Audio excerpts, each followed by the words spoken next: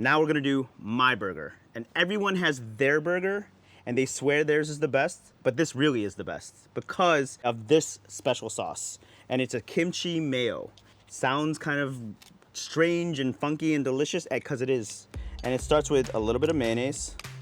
Everybody that has a special sauce for a burger, it's really these 3 ingredients and then whatever else they add on to it. So it's always mayonnaise, ketchup, mustard, and variations of that. What I'm adding is chopped up kimchi. Kimchi is Korean for pickles. This just happens to be a cabbage kimchi. So this is Napa cabbage pickled with Korean chili flakes, salted shrimp, ginger, garlic, Korean chili powders. It's sour, it's sweet, and has everything that you want to kind of complement a rich burger with cheese on top of it in between 2 pieces of bread.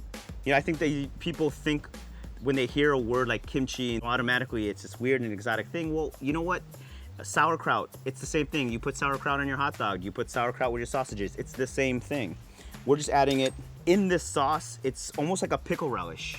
So it bumps all these flavors and textures up, especially in a burger that can be so boring. We still eat burgers every day that are just like onions and ketchup and mustard and cheese. This makes it special and makes it fun, and it's a way for you to eat a burger that is different on 4th of July. So the texture of my special sauce, it should almost be like a chunky tartar sauce.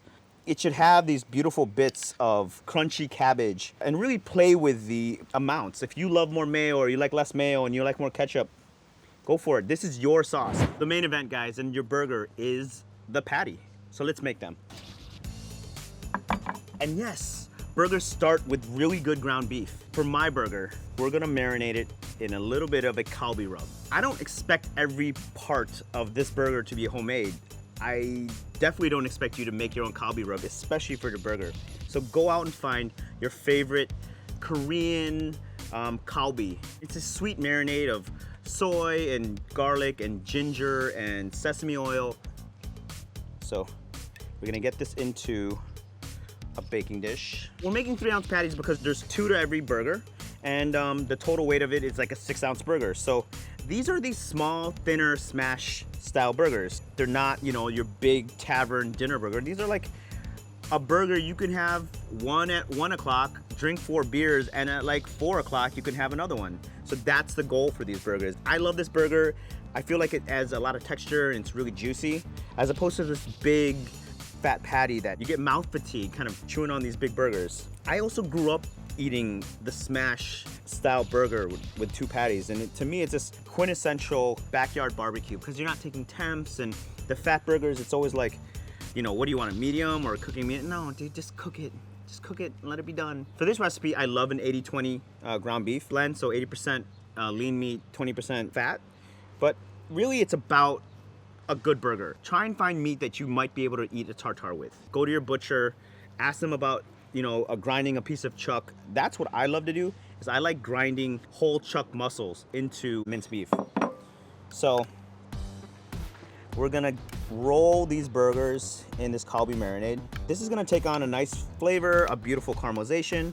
You know, burgers to me are one of those items that takes so much salt, because especially when you're smashing them on the grill, you're gonna lose some of that salt onto the griddle. A nice layer of salt. Oil on your griddle. So let this meat caramelize a little bit, let it get into the griddle. We're gonna hit it with some more salt right over the top. Now we're gonna push these down.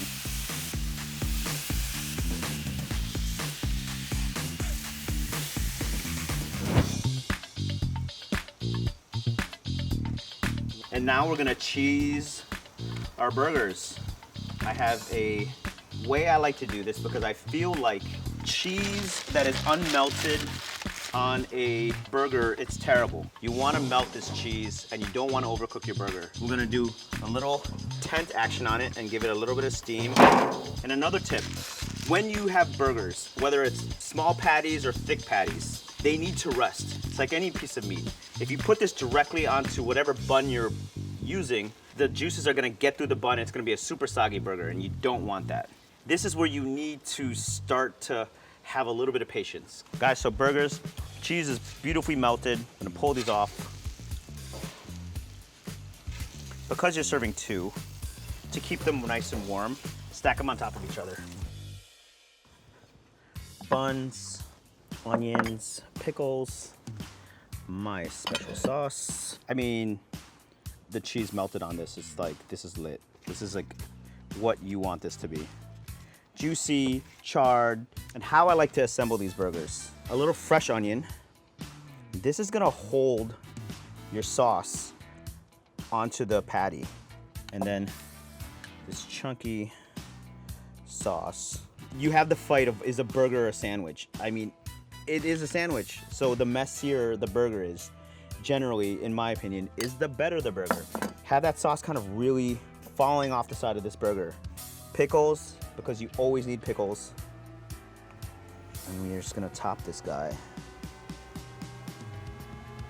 And that is my burger.